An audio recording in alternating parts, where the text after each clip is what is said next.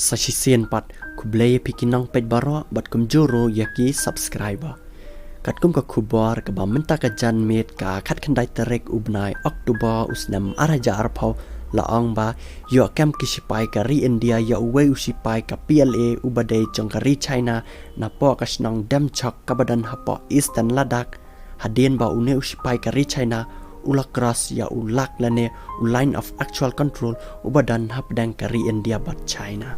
Bat ya kekerteng jong neu sipai ka ri China latep kum u corporal Wang Ya Long ubadai nakasnang Xiangxi kabahap apo kacela Xinjiang kabadai hapo ka ri China. Bat susuru kispai jong ka ri India menta kila ai bam yo une uspai ka ri China ka jan ko kabas aj bat kum juru kal air oxygen namar baki dan hakajaka kabalang lum kabakriat bahadu kata tabat kabaduna oxygen.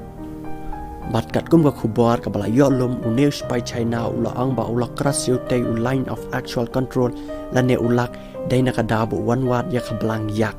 Bat menta kispai jong India ki ang ba kin hap to kit saya une usipai ka ri China haswa bakin pelaj biang siapa ka ri China. Bat susuru kispai jong ka ri India kila ang ba kila yo kam yo une usipai ka ri China haringkat kikot kisla.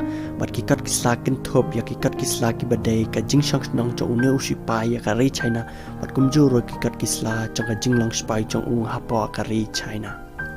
Bat ansa pelaj na yo une usipai ka ri China hadin ba kispai jong ka ri India kila dap tokit yo bat ansa pelaj yo hakas nang ka bakerteng ka chol modo ka badan hapo Ladakh bat ka badai ru ka cakaya kendo hapadang kisipai ka ri India bat kisipai jong ka China. Pat sakaway pa te tangkat ne kubor mata ka jan met ngin say siyampat hakaway ka video.